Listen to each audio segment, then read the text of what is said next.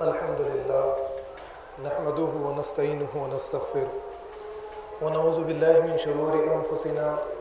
ومن سيئات أعمالنا من يهده الله فلا مضل له ومن يضلل فلا هادي له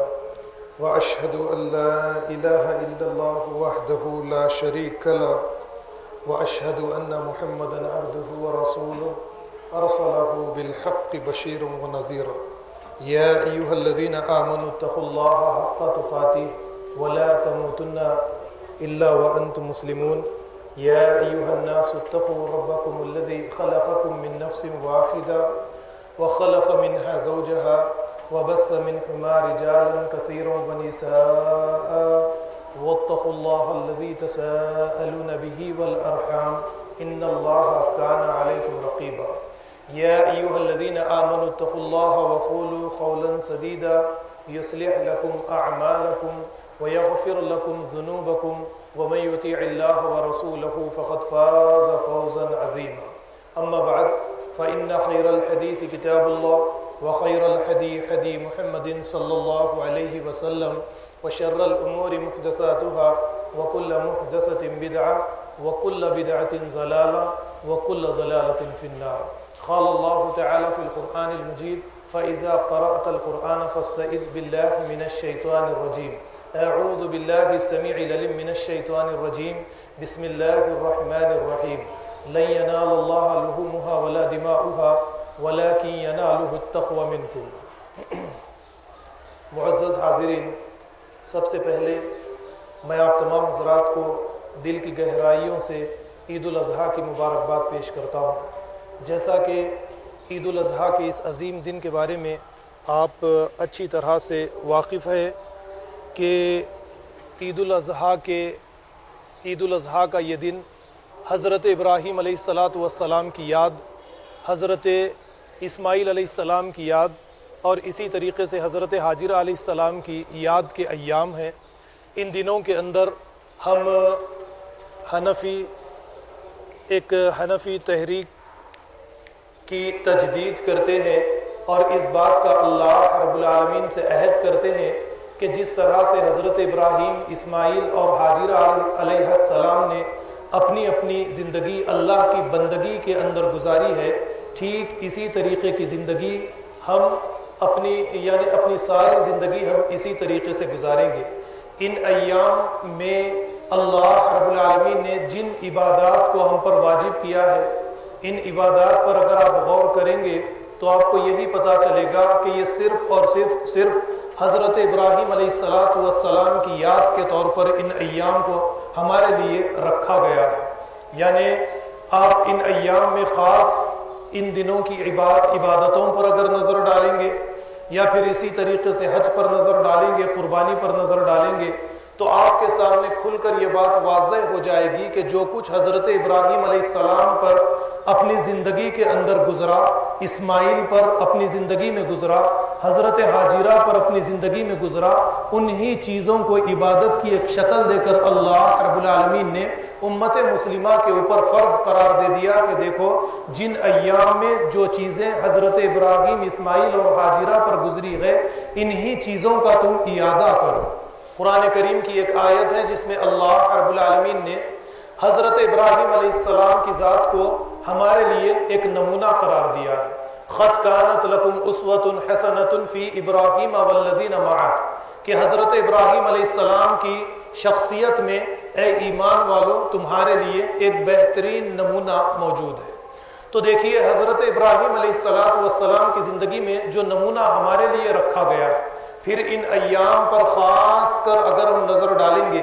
تو جو چیزیں ہمارے سامنے واضح ہوگی وہ یہ کہ ہر ایک مسلمان کے لیے یہ ضروری ہے کہ حج کے ان ایام میں، ذی الحجہ کے ان ایام میں ہم حج سے لے کر یا پھر اسی طریقے سے یوم عرفہ کا روزہ سے لے کر یوم النحر والے دن جو ہم قربانی ادا کرتے ہیں اللہ کو راضی کرنے کے لیے،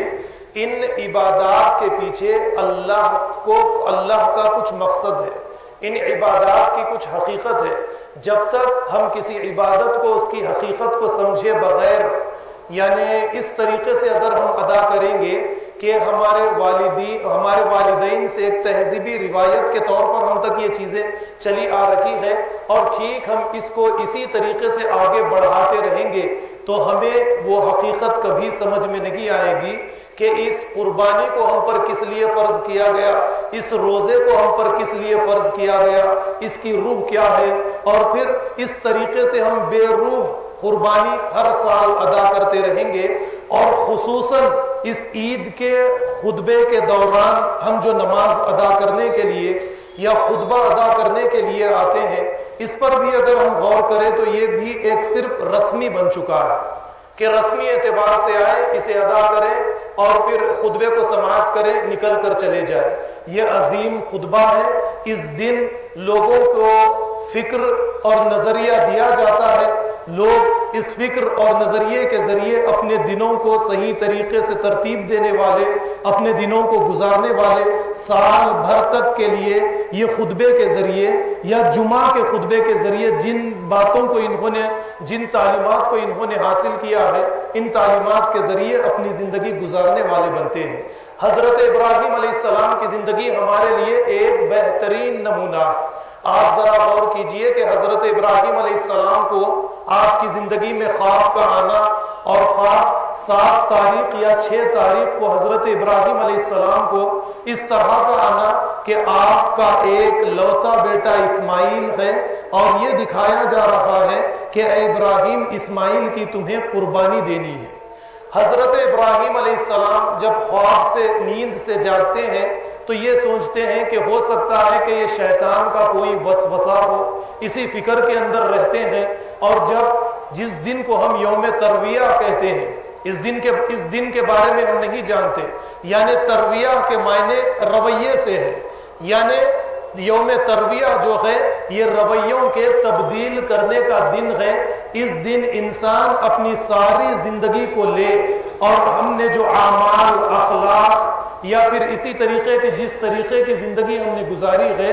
اس کے بارے میں غور و فکر کرے اور 8 ذی الحج کی تاریخ کو اپنے رویوں کے اندر تبدیلی لے کر آئے۔ حضرت ابراہیم علیہ السلام نے غور و فکر کی کہ یہ اللہ کی طرف سے ہے یا شیطان کا وسوسہ ہے۔ اس طریقے سے دوبارہ حضرت ابراہیم کو جب خواب دکھایا گیا تو 9 تاریخ جس دن کو ہم یوم عرفہ کا دن کہتے ہیں، اس کی حقیقت یہ ہے کہ حضرت ابراہیم علیہ السلام نے عرفان حاصل کر لیا، معرفت حاصل کر لی کہ اللہ رب العالمین یہ چاہتے ہیں کہ اللہ کی محبت کے علاوہ اولاد کی محبت میرے دل کے اندر نہ رہے۔ حضرت ابراہیم علیہ السلام نے اس طریقے سے عرفان حاصل کیا، تو ہمارے لیے یہ ضروری ہے کہ یوم ترویہ والے دن ہم اپنے اعمال، اپنے اخلاق، اپنے رویوں پر چھنی لگائے، دیکھیں کہ ہمارے اعمال، ہمارے اخلاق، ہمارا کردار، ہماری روش جو ہے یہ دین اللہ جس طریقے کی چاہتے ہیں اس کے مطابق ہے یا نہیں ہے۔ تو یہ یوم ترویہ کا دن ایک عظیم دن ہے، اور یوم عرفہ کے دن ہمیں معرفت حاصل ہونی چاہیے۔ اور یوم النحر والے دن جس دن ہم جانور کی قربانی دیتے ہیں، اس دن کے لیے ایک خاص بات میں نے 2 جمعہ پہلے بھی شاید آپ کے سامنے پیش کی ہے۔ اس دن یہ کہ اللہ رب العالمین کو آپ سے یہ مقصود نہیں کہ آپ قیمتی سے قیمتی جانور قربان کریں، جانور کے خون بہائیں۔ اللہ کو آپ سے جو چیز مقصود ہے وہ یہ کہ آپ کی اپنی شخصیت کے اندر، آپ کے اپنے دل کے اندر، میرے اور ہمارے اپنے دل کے اندر ہم نے جس جانور کو پال رکھا ہے، سب سے پہلے ہم اس جانور کی قربانی دے، اس بہیمیت کی قربانی دے، اس حیوانیت کی قربانی دے۔ ایک انسان اس جانور کی قربانی دیے بغیر، اپنے اخلاق، کردار، رویوں کے اندر تبدیلی لائے بغیر اگر ہر سال اللہ کی راہ میں قربانی کرے، وہ قربانی اللہ کی بارگاہ میں قبول نہیں ہو سکتی۔ اسی لیے اللہ نے خاص بات جو فرمائی وہ یہ لن ينال الله لحومها ولا دماؤها ولكن يناله التقوى منكم، اے ایمان والو یہ بات تم اچھی طرح سے سن لو کہ اللہ کو تمہارے جانور کا نہ تو گوشت پہنچتا ہے نہ اس کا خون پہنچتا ہے، اللہ کو جو چیز پہنچتی ہے وہ تمہارا تقوی ہے۔ تو ان ایام کے اندر حاجیوں پر اگر آپ غور کریں گے، حج کے جیسی ایک عظیم عبادت کو انجام دینے کے لیے یہ خانہ کعبہ کے گرد کبھی طواف کرتے ہیں، صفا مروہ کی سعی کرتے ہیں، کبھی جمرات پر کنکریاں مارتے ہیں، کبھی کچھ دوسرے افعال انجام دیتے ہوئے ہمیں نظر آتے ہیں۔ اس پر اگر ہم غور کریں گے تو قرآن کریم اس کے بارے میں جو بات کہتا ہے وہ یہ کہ اللہ تعالیٰ نے جیسے فرمایا فَلَا رَفَثَ وَلَا فُسُوقَ وَلَا جِدَالَ فِي الْحَجِّ، تین ہی باتیں بیان کی گئی حج کی حقیقت کو واضح کرنے کے لیے کہ جو حج کرنے کے لیے جائے وہ فحش قسم کی کوئی باتیں اپنی زبان سے نہ نکالے، فحش قسم کا کوئی کام نہ کرے اور گناہ کا کوئی کام انجام نہ دے اور کسی سے لڑائی اور جھگڑا نہ کرے۔ کسی سوسائٹی کے اندر امن قائم کرنے کے لیے یہی تین چیزیں بے انتہا ضروری ہے۔ حج کی اس عظیم عبادت کے ذریعے یا قربانی کی اس عظیم عبادت کے ذریعے جو چیز آپ کی زندگیوں کے اندر آپ کی شخصیت کی جو تعمیر اللہ رب العالمین کرنا چاہتے ہیں وہ یہی ہے کہ ایک انسان سوسائٹی کے اندر، اپنی بستی کے اندر، اپنے محلے کے اندر، اپنے شہر کے اندر امن اور سلامتی کا پیغام پہنچانے والا بنے، امن اور سلامتی کے ساتھ زندگی گزارنے والا بنے۔ اور یہی وہ تین چیزیں ہیں جس کے ذریعے سے کسی سوسائٹی کا، کسی ملک کا یا ساری دنیا کا امن تباہ اور برباد ہوتا ہے۔ تو یہی تین چیزوں کو لے کر حضرت ابراہیم علیہ السلام کی تحریک حنفی تحریک کا آغاز ہوتا ہے۔ حضرت ابراہیم علیہ السلام کی زندگی پر اگر آپ نظر ڈالیں گے، حضرت ابراہیم نے یوم عرفہ کے دن معرفت حاصل کر لی کہ اللہ رب العالمین بیٹے کی قربانی چاہتے ہیں۔ کیا اللہ مجھ سے اور آپ سے یا ابراہیم سے بیٹے کی قربانی چاہتے تھے؟ نہیں، بلکہ اللہ تعالیٰ جو چیز حضرت ابراہیم سے مانگی اور حضرت ابراہیم کے بعد جو چیز ہم سے اللہ کو چاہیے وہ یہ ہے کہ انسان اپنی اندر کے شخصیت کے جانور، بہیمیت، حیوانیت کی قربانی دے۔ یہ قربانی دے کر آپ جانور کی گردن پر چھری رکھے، بسم اللہ اللہ اکبر کہہ کر اسے ذبح کرے۔ اللہ رب العالمین کی بارگاہ میں جانور کا خون زمین پر بہنے سے پہلے آپ کی قربانی قبول ہوگی۔ تو پہلے آپ کے لیے یہ ضروری ہے کہ اخلاق، معاملات، رویے اور کردار کے اندر آپ تبدیلی لے کر آئے۔ حضرت ابراہیم علیہ السلام 10 تاریخ یوم النحر والے دن بیٹے کو لے کر قربان گاہ کی طرف چلے گئے اور گردن پر چھری رکھ دی۔ اللہ نے فرمایا یا ابراہیم قد صدقت الرؤیا انا کذالک نجزی المحسنین، کہ اے ابراہیم تم نے اپنے خواب کو سچ کر دکھایا ہے۔ تو یہی بات غائبی آواز میں اللہ رب العالمین یوم النحر والے دن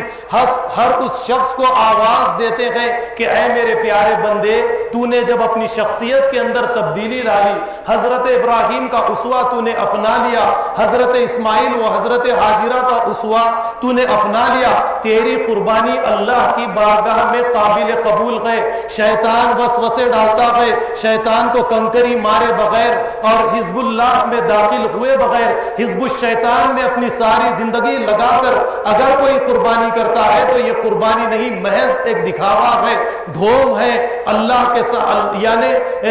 مسلمانوں کی جماعت کے ساتھ منافقت ہے۔ اس کے سوا اللہ کے پاس اس کا کوئی مقام اور مرتبہ نہیں ہے۔ میں ہمیشہ ایک بات کہتا ہوں کہ دین کی حقیقت کو اگر آپ کسی ایک لفظ سے تعبیر کرنا چاہتے ہیں تو اس کے لیے قربانی سے زیادہ موضوع کوئی اور لفظ ہو ہی نہیں سکتا ہے۔ اسلام دین ایک زبردست جد و جہد ہے اور قربانی کا ایک مسلسل عمل ہے جو ایمان لانے کے بعد سے آدمی کی ساری زندگی میں یہ عمل جاری رہتا ہے۔ سب سے پہلی قربانی تو آدمی اس وقت دیتا لیتا ہے جب وہ لا الہ الا اللہ محمد الرسول اللہ کو سمجھ لیتا ہے، اس قربانی کے فلسفے کو سمجھ لیتا ہے، حج کے فلسفے کو سمجھ لیتا ہے اور نماز کی حقیقت کو جان لیتا ہے، روزے کی حقیقت کو جان لیتا ہے، تو وہ سب سے پہلے اپنے پسندیدہ خیالات، قلبی رجحانات کو خیر بات کہہ کر دین حق کو قبول کر لیتا ہے۔ اس کے بعد میں دوسری قربانی انسان ایک مسلمان اس میدان میں دیتا ہے جو عمل کا میدان ہوتا ہے، وہاں پر اخلاق، معیشت، تمدن، ان تمام چیزوں میں وہ ان طریقوں کو اختیار کرتا ہے خالص جن طریقوں جو طریقے اللہ رب العالمین کو محبوب ہے، اور ان طریقوں کو چھوڑ دیتا ہے جو طریقے اللہ رب العالمین کے پسندیدہ نہیں ہے۔ جب وہ ان دو مرحلوں کو پار کر لیتا ہے تو امتحان کے اس آخری میدان میں پہنچا دیا جاتا ہے جہاں پر ایک وقت آج سے 4.5 یا 5,000 سال پہلے حضرت ابراہیم علیہ السلام، اسماعیل علیہ السلام، ہاجرہ علیہ السلام پہنچا دیے گئے تھے۔ وہ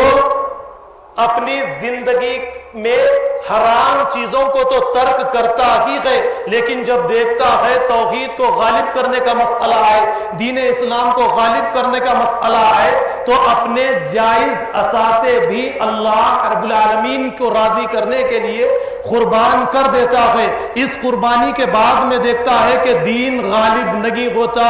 توحید غالب نہیں ہوتی، اب میری جان اللہ کی راہ میں قربان کرنی پڑے گی، تو بندہ لبیک اللہم لبیک کہہ کر حاضر ہو جاتا ہے اور اللہ کے دین کو غالب کرنے کے لیے اپنی جان اللہ کو راضی کرنے کے لیے قربان کر دیتا ہے۔ تو یہ 3 درجے ہیں، یہ 3 درجوں سے گزر کر ایمان یہ 3 درجوں سے جب ایک ایمان گزرتا ہے تو وہ اس کے بعد میں اللہ کی رضا کا مستحق بنتا ہے۔ اس کے بغیر میں اور آپ اللہ کی رضا کے مستحق نہیں بن سکتے۔ اس کو قرآن کریم میں اس طرح سے بیان کیا گیا، الذین آمنوا وہاجروا وجاہدوا فی سبیل اللہ باموالہم وانفسہم اعظم درجۃ عند اللہ واولئک هم الفائزون۔ جو لوگ ایمان لائے اور ایمان کے بعد میں انہوں نے ہجرت کی، ہجرت کس سے کرنی ہے آپ کو؟ سوسائٹی میں جو اعمال فاسدہ ہیں، جو رویے ہیں جو اللہ کو نامنظور، جو اللہ کو مطلوب نہیں ہے، جو معیشت و تمدن، جو معیشت جس طریقے سے کمانے کے ذرائع ہے اللہ کے ناپسندیدہ ہے، انسان ہجرت کرتا ہے ان تمام چیزوں سے، اور ہجرت کرنے کے بعد میں وہ دھیرے دھیرے آگے بڑھتے بڑھتے وہ اللہ کی رضا کا مستحق بنتا ہے۔ تو اس طریقے سے مجھے اور آپ کو بھی اللہ کی راہ میں آگے بڑھنا ہے۔ وقت مجھے زیادہ اجازت نہیں دیتا کہ میں اپنی باتوں کو طویل کروں، میں اپنی باتوں کو لمبی کروں، لیکن اس حقیقت کو آپ اچھی طرح سے جان لیجئے کہ جب ہم اپنے اندر کی جانور کی قربانی دیں گے، بہیمیت کی قربانی دیں گے، اس حیوانیت کی قربانی دیں گے اور اللہ کو راضی کرنے کے لیے آج کے اس عظیم دن قربانی دیں گے، تو ہماری قربانی اللہ کی بارگاہ میں قابل قبول رہے گی۔ میں نے کل جو چیزیں دیکھی ہے بکرا منڈی کے اندر، وہ مجھ کو لوگ بکرا منڈی میں دیکھتے ہی یعنی الگ الگ سوالات کرنے لگے، کان کیسے ہونے چاہیے، بال کیسے ہونے چاہیے، دانت کتنے ہونے چاہیے، عمر کتنی ہونی چاہیے۔ یقیناً یہ ہونا چاہیے کہ جانور کے اندر یہ عیبوں کو تلاش کرنا چاہیے، لیکن جانور کے اندر یہ عیب تلاش کرنے کی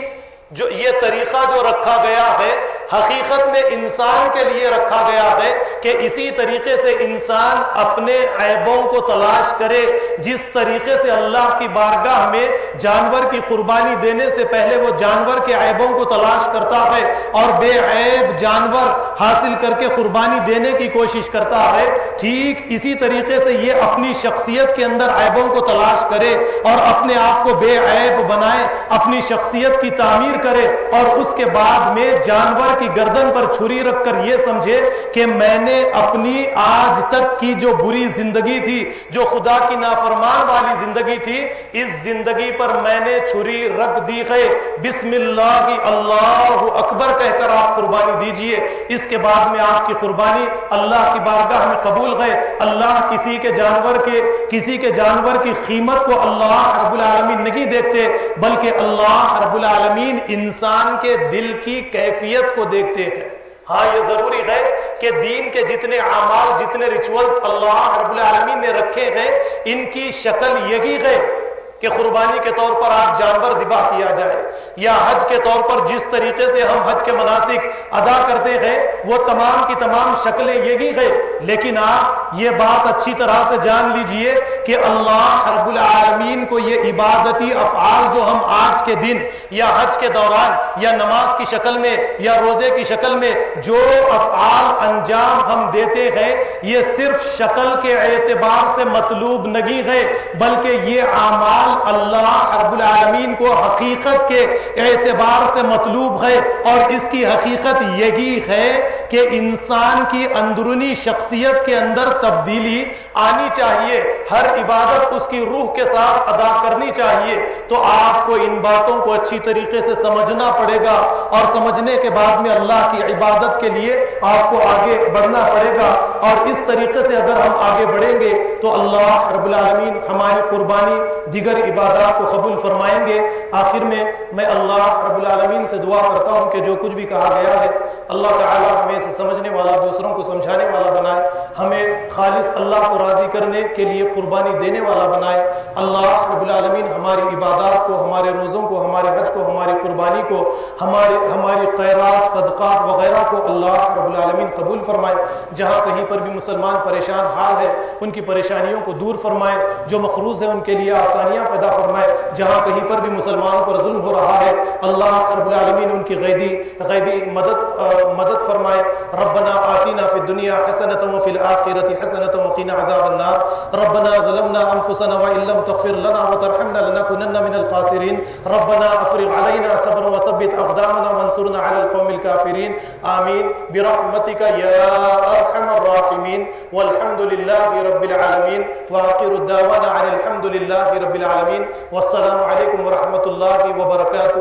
ایک ضروری اعلان یہ ہے کہ ہماری مسجد کے ایک مصلی غریب ہے جو کاروبار کرتے تھے، لاک ڈاؤن کی وجہ سے پریشان ہے، ان کی معاشی حالت ٹھیک نہیں ہے۔ سردار خان گیٹ کی طرف کھڑے رہیں گے، آپ سے گزارش ہے کہ جاتے وقت میں ہمارے اس مومن بھائی کے لیے تعاون کرتے جائیں تاکہ ان کی معاشی حالت ٹھیک ہو سکے۔ والسلام علیکم ورحمۃ اللہ وبرکاتہ۔